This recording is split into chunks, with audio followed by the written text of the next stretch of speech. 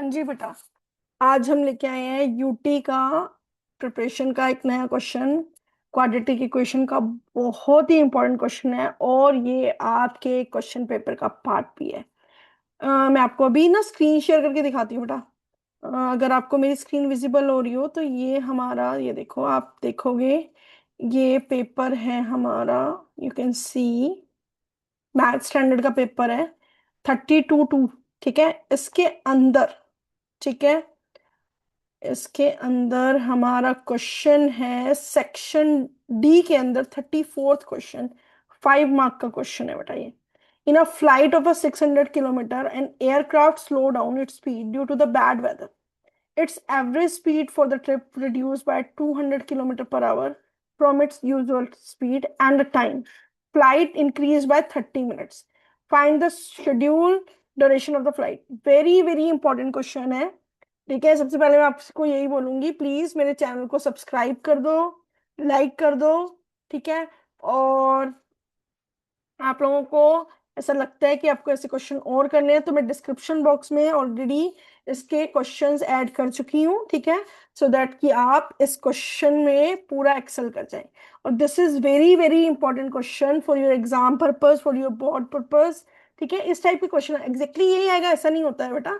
ठीक है, लकी रहे तो एग्जैक्टली यही क्वेश्चन भी आ जाएगा, लेकिन अदरवाइज ऐसा question may be it will be the part of your exam. Next 26 27 exam का पार्ट हो। ठीक है, तो विदाउट वेस्टिंग अवर टाइम हम लोग स्टार्ट करते हैं। ठीक है, यूटी प्रिपरेशन का ये क्वेश्चन। लो जी, ध्यान से देखो बेटा। इन अ फ्लाइट ऑफ 600 किलोमीटर, सबसे पहले हम लोग क्या लिख लेते हैं इसके अंदर। हम सबसे पहले लिखते हैं इसमें क्या डिस्टेंस क्या है हमारा। Distance is equals to 600 kilometre. Clear? ठीक है, हमें जो फाइंड करना है उसके लिए हमें पहले स्पीड चाहिए होगी। Let the speed of the flight, ठीक है, is equals to x kilometre पर आवर। डिस्टेंस मिल गया, स्पीड मिल गई। तो याद करो टाइम, जिसको हम कर लेते हैं T1, उसको क्या बोलते हैं? Distance upon speed. ठीक है ना बेटा? तो अब ये क्या हो जाएगा? 600 अपॉन एक्स। ये तो हमारा फर्स्ट केस बन गया। अब आ जाते हैं हम केस 2 पे। ठीक है, अब केस 2 क्या कह रहा है? The average speed for the trip was reduce by 200 kilometre. Now the speed reduced by 200 kilometre. ठीक है, ये केस 2 बन गया। अब डिस्टेंस तो वही रहेगा क्योंकि फ्लाइट वहीं जा रही थी, स्पीड कम वेदर की वजह से हुआ, लेकिन डिस्टेंस थोड़ा चेंज रहेगा, तो डिस्टेंस वही का वही है। नाउ द स्पीड जो हो गई वो हमारी क्या होगी? x - 200 kilometre per hour. ठीक है, उसके बाद हमारा टाइम, स्पीड कम होने के बाद जो टाइम हुआ वो क्या हुआ? डिस्टेंस अपॉन स्पीड, फिर say that is 600 upon x - 200। यहां तक तो मुझे लगता है 80% बच्चों को क्लियर हो गया होगा कि ये तो मैम बहुत ही ईजी है। जहां हम मिस्टेक करते हैं, जहां पे हमारे स्टूडेंट मिस्टेक करते हैं, चाहे मैं पढ़ाऊं चाहे कोई और पढ़ाए, बहुत सारे बच्चे बिल्कुल फर्स्ट टाइम में परफेक्टली उसको समझ जाते हैं, लेकिन कुछ कुछ बच्चे हैं जो मिस्टेक करते हैं। वो कब करते हैं? जब हम लोगों को क्या बनाना हो, इसके अंदर इक्वेशन बनानी होती है। अब क्वेश्चन को देखो। its average speed of the trip was reduced by 200 kilometer hour. The time of the flight increased by 30 minutes. ठीक है, पहले टाइम क्या था? ये। अब इसमें इंक्रीज कितना हो गया हमारे पास? 30 मिनट। इसके अंदर कितना इंक्रीज हो गया? 30 मिनट्स इंक्रीज हो गया।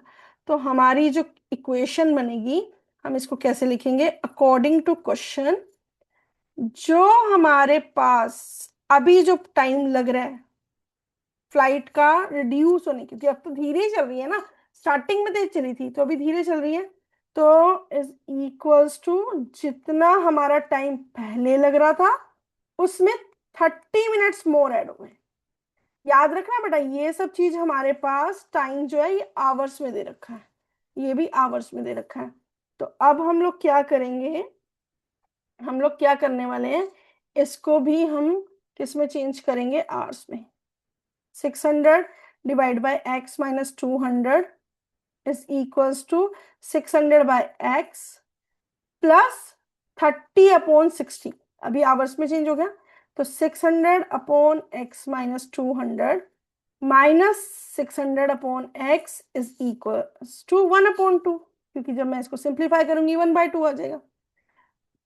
अब फिर से बेटा, मैंने आपको लास्ट क्लास में भी बोला था, जब दोनों में एक ही नंबर कॉमन हो, अगर आपने कॉमन नहीं लेना तब भी कर सकते हो, ऐसा कुछ जरूरी नहीं कि कॉमन लेने के बाद ही करना है।